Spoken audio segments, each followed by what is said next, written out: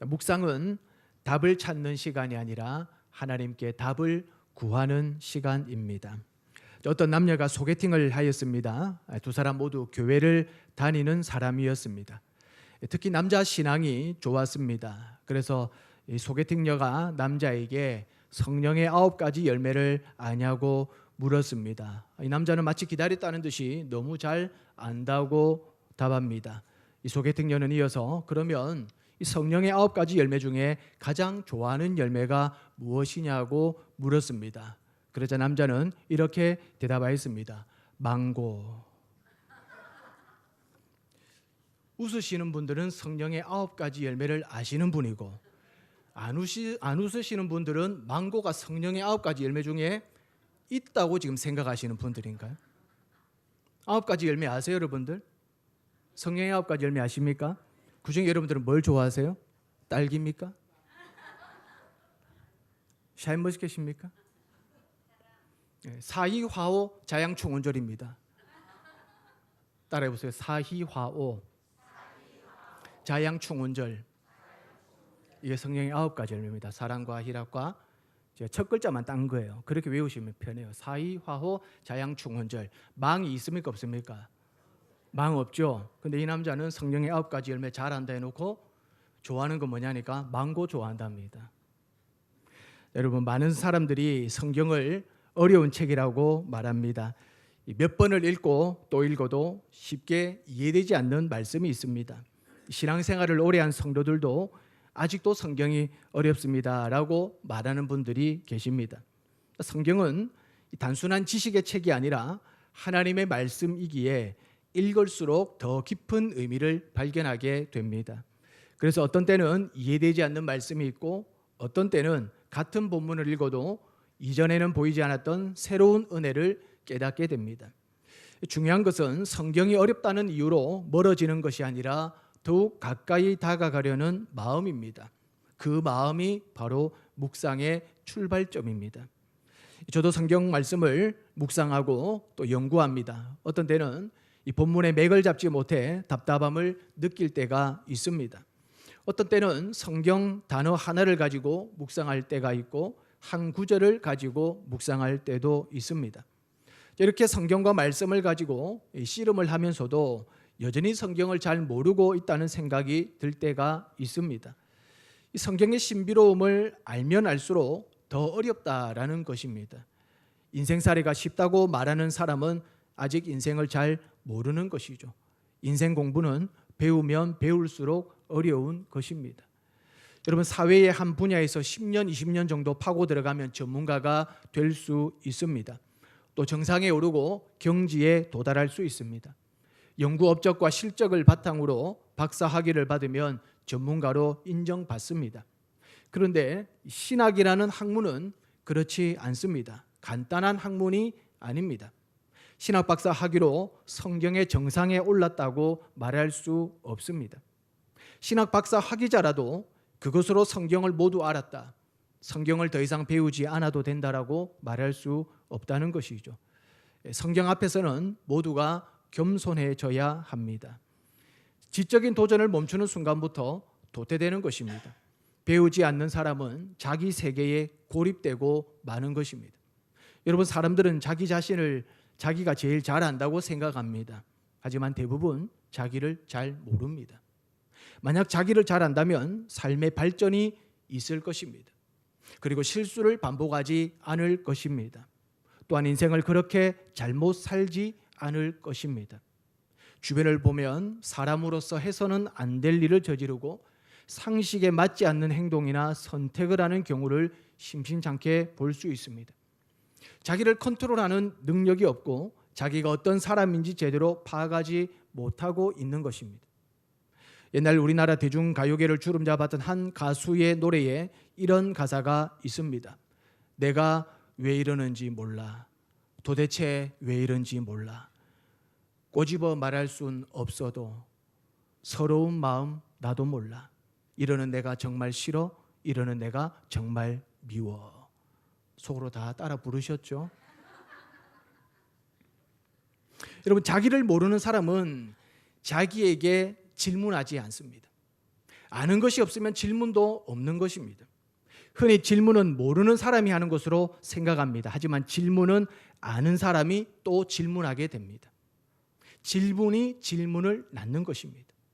그나마 자기를 조금씩 알아가는 사람은 자기에게 수시로 질문하며 살게 됩니다.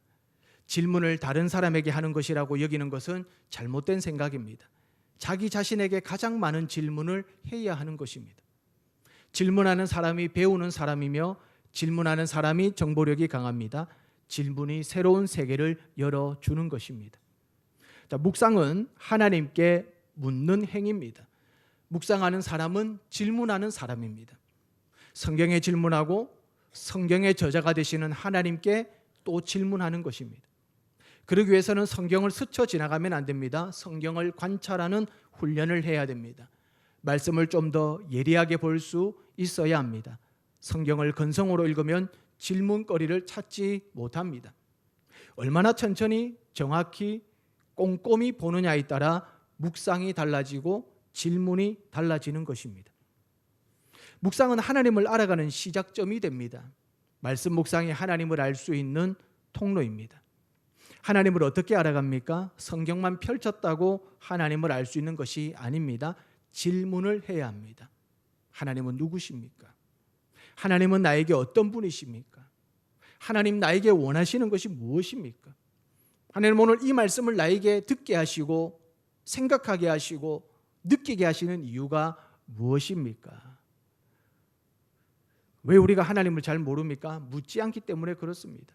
하나님을 아는 사람은 하나님께 질문하고 또 질문하는 사람입니다. 묵상의 실력은 질문의 실력입니다. 묵상은 하나님과 대화하는 것입니다. 여러분, 묵상이 즐겁기 위해서는 대화 형태로 묵상해야 합니다. 친밀한 사람과 대화하면 마음이 즐겁습니다. 지루하지 않습니다. 시간 가는 줄 모릅니다. 어떤 이야기도 할 수 있고 들어줄 수 있습니다. 올바른 대화법으로 서로를 알아갈 수 있는 것이죠. 자, 질문과 답을 주고 받는 것이 대화입니다. 대화라고 말하면서 질문이 없다면 그것은 대화가 아니죠. 하나님과 대화하는 것처럼 묵상하는 것이 매우 유익합니다. 묵상을 하면서 내가 하나님께 질문하면 하나님이 대답하십니다. 또 하나님이 나에게 질문하시면 내가 또 거기에 답을 하면 되는 것이죠. 여러분, 대화를 잘하는 사람의 특징이 질문을 잘한다라는 것입니다. 대화 분위기가 서먹해지기 전에 적절한 주제를 던지고 질문을 던지면서 자연스러운 대화 분위기를 만들어 갑니다. 대화에서 질문이 없으면 이야기가 막히게 됩니다. 그리고 고요한 정적만 흐르게 됩니다. 자, 질문도 중요하지만 질문 이후에 포인트가 있습니다. 바로 기다림입니다. 질문을 했으면 답을 듣기까지 기다려야 합니다. 이때 하나님께 기도하는 것이 좋습니다. 그래서 여러분, 묵상한 이후에 반드시 기도합니다. 왜냐? 그 말씀을 가지고 하나님이 깨닫게 하시고 느끼게 하시고 생각하게 하신 것을 가지고 기도하는 거죠. 하나님, 오늘 이 말씀이 무슨 말씀입니까? 왜 지금 이 말씀을 보게 하십니까? 이렇게 하나님 앞에 기도로 나아가는 것입니다. 묵상은 말씀 안에서 질문하고 말씀 안에서 답을 얻는 것입니다. 질문을 한 후 금방 답을 얻지 못했다고 성경을 덮어버리면 안 됩니다. 때로는 그 답이 하루가 걸리고 일주일이 걸리고 한 달이 걸릴 수 있습니다. 그러나 그 질문을 가지고 계속 기도하면 하나님께서 반드시 답을 허락하여 주시는 것입니다. 오늘 본문을 보시면 다윗이 하나님께 질문하는 내용이 등장합니다. 질문 시점을 보면 블레셋의 기습적인 공격으로 위기를 맞이한 때입니다. 첫째로, 위기의 순간에 하나님께 물어야 합니다. 9절 말씀을 보시면 블레셋 사람들이 이미 이르러 르바임 골짜기로 쳐들어온지라. 다윗은 이 갑작스러운 전쟁의 침범과 당황스러운 공격에도 전혀 요동하지 않습니다. 더욱 놀라운 것은 이제 그는 막 이스라엘의 왕으로 기름 부음을 받은 왕이었다라는 사실입니다. 왕이라면 자신의 군사력과 전략을 먼저 생각할 수도 있습니다. 그동안 수많은 전쟁을 치른 경험을 의지할 수도 있습니다. 그러나 다윗의 첫 반응은 자신의 경험이 아니라 하나님께 묻는 것이었습니다. 그래서 내가 블레셋 사람들을 치러 올라가리이까? 아니면 주께서 그들을 내 손에 넘기시겠나이까? 이렇게 질문하죠. 다윗은 전쟁의 가능성보다 하나님의 뜻을 먼저 물었습니다. 승리의 방법보다 하나님의 허락을 먼저 구했습니다. 이것이 다윗이 하나님 마음에 합한 사람이라고 불리는 이유 가운데 하나입니다. 그의 능력이 뛰어났기 때문이 아니라 중요한 순간마다 자신의 생각보다 하나님의 뜻을 앞세웠기 때문입니다. 우리도 위기를 만나면 먼저 계산하고 먼저 걱정하고 먼저 사람을 찾기가 쉽습니다. 그러나 다윗은 가장 먼저 하나님을 찾았습니다. 위기의 순간에 무엇이 먼저 나오느냐는 평소 우리의 신앙이 무엇으로 채워져 있는지를 보여줍니다. 그래서 다윗의 질문은 위기 속에서 갑자기 나온 행동이 아니라 평소 하나님과 동행하며 묻는 삶의 열매였다라고 볼 수 있는 것입니다. 여러분, 위기 상황에서는 평소 자기 안에 들어있었던 것이 밖으로 드러납니다. 반사적으로 나오는 것이기에 조절이 되지 않습니다. 한 단계 걸러 나오지 않고 그대로 나오게 됩니다. 다윗의 질문은 블레셋이 침략했을 때 순간적으로 나온 것이 아닙니다. 평소에 하나님께 묻는 신앙, 질문하는 삶이었음을 알 수 있습니다. 다윗은 자기 마음대로 공격 계획을 세우거나 실행하지 않았습니다. 다윗의 질문 태도가 블레셋 전쟁에서만 나타난 것이 아닙니다. 그 전에 사울에게 쫓길 때에도 하나님께 물었던 적이 있습니다. 자, 사무엘상 23장 9절에서 11절까지 말씀을 한번 읽어보겠습니다. 다윗은 사울이 자기를 해하려 하는 음모를 알고 제사장 아비아델에게 이르되 에봇을 이리로 가져오라 하고, 다윗이 이르되 이스라엘 하나님 여호와여,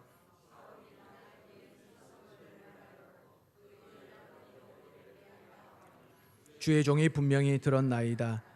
그일라 사람들이 나를 그의 손에 넘기겠나이까? 주의 종이 들은 대로 사울이 내려오겠나이까? 이스라엘의 하나님 여호와여, 원하건대 주의 종에게 일러 주옵소서 하니 여호와께서 이르시되 그가 내려오리라 하신지라. 아멘. 자, 다윗에게는 여러 호칭이 있습니다. 그중 다윗은 기도의 사람이었습니다. 묵상과 기도는 병행되는 것입니다. 묵상하면서 하나님께 묻고 기도하면서 하나님께 묻습니다. 묵상을 통해서 하나님께 답을 듣고 기도를 통해서 하나님께 답을 듣습니다. 묵상 따로 기도 따로가 아닙니다. 묵상의 사람이 곧 기도의 사람입니다. 기도의 사람이 묵상의 사람입니다. 여러분, 성경 묵상이 없으면 성경 질문도 없습니다. 하나님을 알고자 하는 호기심이 없으면 질문할 수 없습니다. 묵상에 있어서 중요한 부분은 질문입니다. 하나님께 질문하는 것이 신앙입니다. 관심이 질문을 유발합니다. 요한복음 3장에 보면 바리새인 니고데모라는 사람이 밤중에 예수님을 찾아와 질문하였습니다. 요한복음 3장 4절에 니고데모가 이르되 사람이 늙으면 어떻게 날 수 있사옵나이까? 두 번째 모태에 들어갔다가 날 수 있사옵나이까? 자, 니고데모는 거듭남에 대한 관심을 가지고 있었습니다. 스스로 답을 얻을 수 없었습니다. 그래서 그 궁금증을 참지 못해 밤중에 예수님을 찾아와 질문하였던 것이죠.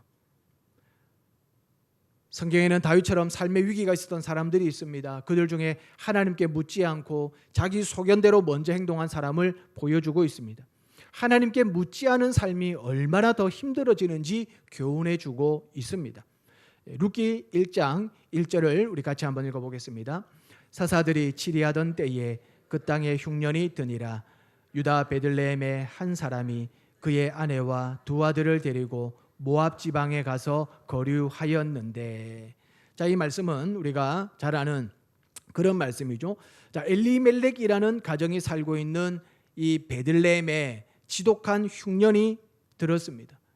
자, 먹고 사는 문제만큼 힘든 삶이 없습니다. 엘리멜렉 가정도 생존 문제에 밀리면서 가족 전체가 모압으로 이민을 갑니다.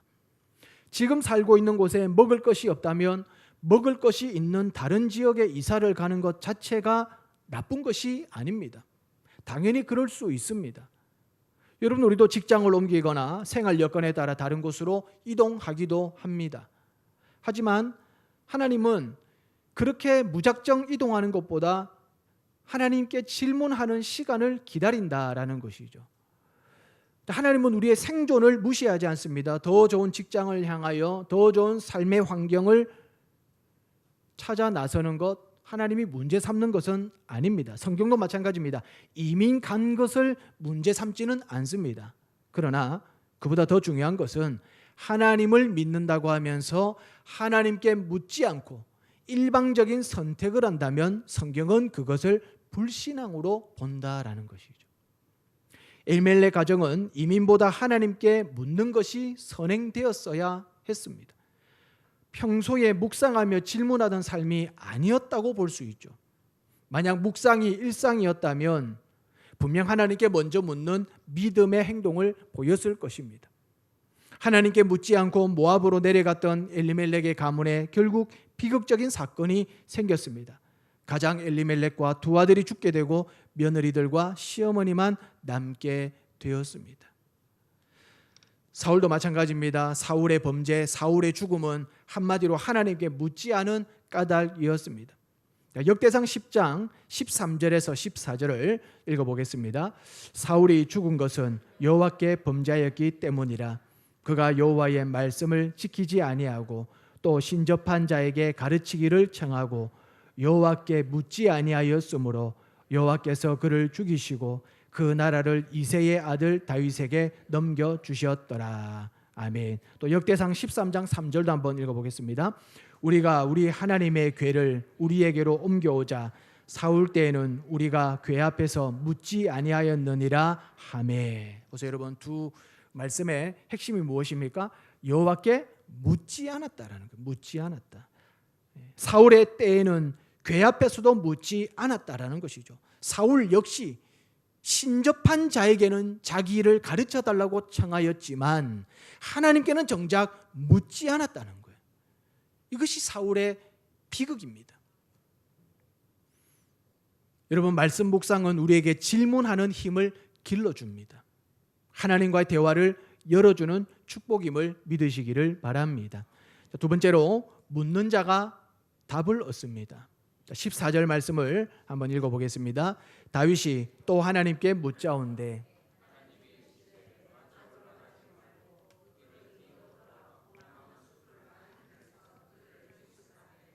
아멘. 자, 다윗의 질문은 한 번으로 끝나지 않습니다. 다윗이 또 하나님께 묻자온대라고 말씀합니다. 자, 이 또라는 한 단어가 다윗의 신앙을 잘 보여줍니다. 이미 한번 승리했습니다. 이전 전쟁에서 하나님의 도우심을 경험했습니다. 그렇다면 이번에는 지난 경험대로 싸워도 된다고 생각할 수 있었을 것입니다. 그러나 다윗은 과거의 성공을 공식으로 삼지 않았습니다. 그는 이번에도 하나님의 뜻을 다시 물어봅니다. 자, 그런데 하나님의 응답은 지난번과 달랐습니다.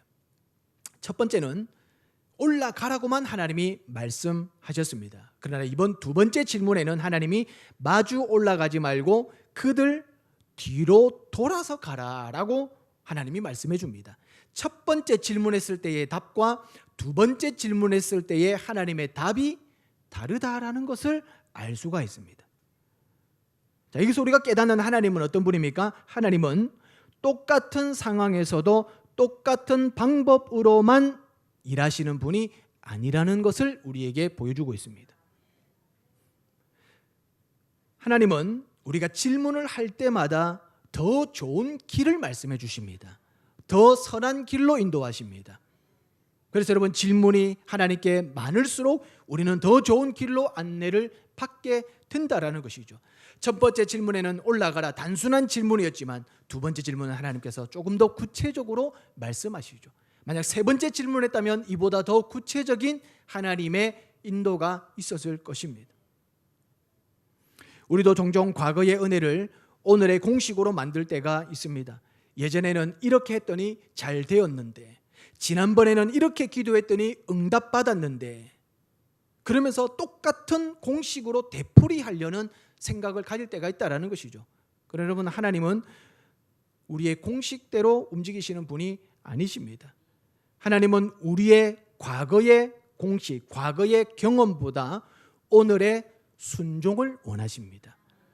어제 질문했을 때 답을 주셨을 때 오늘 내가 질문하게 된다면 그 답이 안 나올 수 있습니다. 내가 원했던 답과 다르게 나올 수 있습니다. 그러나 하나님은 오늘의 순종을 원하신다라는 것이죠. 그래서 우리는 매일 새롭게 하나님께 물어야 됩니다. 또 하나님은 다윗에게 뽕나무 꼭대기에서 걸음 걷는 소리가 들리거든 나가서 싸우라 이렇게 또 말씀하십니다. 자, 여기서 우리가 발견하게 되는 메시지는 기다림입니다. 기다림. 뽕나무 꼭대기에서 걸음 걷는 소리가 들리거든. 자, 이 말은 걸음 걷는 소리가 들리기 전까지는 움직이지 말라는 것이죠. 이 소리가 들려야 나가서 싸우라는 것이죠. 기다려라는 겁니다. 하나님의 메시지가 나오신 것이죠. 기다려라. 자, 왜 하나님께서 걸음 걷는 소리가 들리거든 왜 기다리게 하십니까? 하나님께서 먼저 앞서 나가 싸워주시기 때문에 그렇죠. 그래서 우리가 읽은 말씀 이어서 보면 너보다 하나님이 앞서 나가서 블레셋 사람들의 군대를 치리라. 여러분, 묵상은 하나님의 음성을 듣기 위해 기다리는 시간입니다. 기도는 내 말을 하나님께 드리는 시간이라면 묵상은 하나님의 말씀을 기다리는 시간입니다. 하나님보다 앞서가는 사람이 아니라 하나님을 따라가는 사람이 승리합니다. 그래서 묵상하는 사람은 조급하지 않습니다. 하나님의 때를 기다릴 줄 아는 사람입니다. 다윗은 수많은 전쟁을 치르기에 앞서 기도와 말씀으로 하나님의 뜻을 물었습니다. 전쟁 여부와 전쟁 시기와 전쟁 방법 등 모든 면에서 하나님께 질문했다라는 것이죠. 그래서 다윗은 매사가 하나님께 질문하는 삶이었습니다. 마지막 세 번째로 하나님께 묻는 삶이 성공적인 삶의 출발입니다. 17절을 한번 읽어보겠습니다. 다윗의 명성이 온 세상에 퍼졌고 여호와께서 모든 이방 민족으로 그를 두려워하게 하셨더라. 아멘. 자, 하나님은 우리의 모든 길을 아시는 분이시며 우리의 내일을 가장 정확하게 아시는 분이십니다. 자, 그러므로 인생의 중요한 선택 앞에서 하나님께 묻는 것은 가장 지혜로운 믿음의 행동입니다. 여러분, 인생이 풀리지 않습니까? 답답한 문제가 있으십니까? 혼자 고민만 하지 마시고 하나님께 물어보시기를 바랍니다. 하나님은 우리 인생의 가장 완전한 인도자이시며 가장 신실한 상담자이십니다.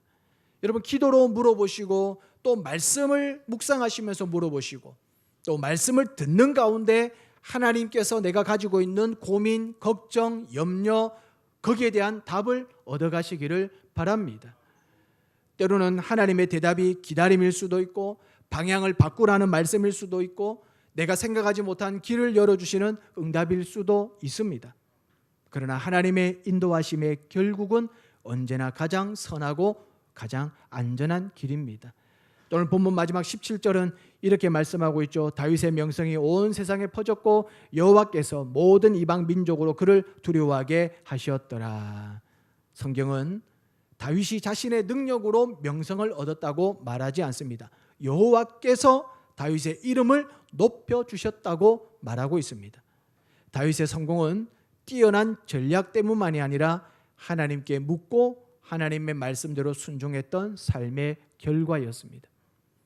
하나님께서는 하나님의 뜻을 구하는 사람을 친히 붙드시고 하나님의 때에 높여주십니다. 내 생각이 아무리 좋아 보여도 하나님의 뜻보다 앞설 수 없습니다.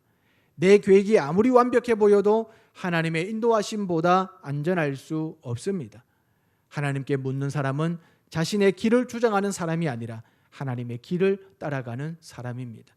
그 길이 때로는 돌아가는 것처럼 보여도 결국 가장 복된 길이며 하나님께서 책임져 주시는 길인 줄 믿으시기를 바랍니다.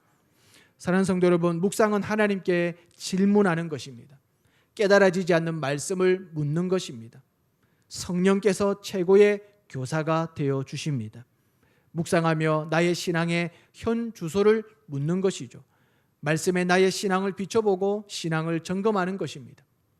성경에는 우리 인생이 걸어가야 할 방향과 위치를 알려주고 있습니다. 그렇기에 묵상은 나의 인생을 묻고 답을 얻는 유익이 있습니다. 묵상으로 언제 어디서나 하나님을 만날 수 있습니다. 여러분들의 인생을 하나님께 질문하셔서 오늘과 다른 새로운 내일이 열어지시기를 주님의 이름으로 축원합니다.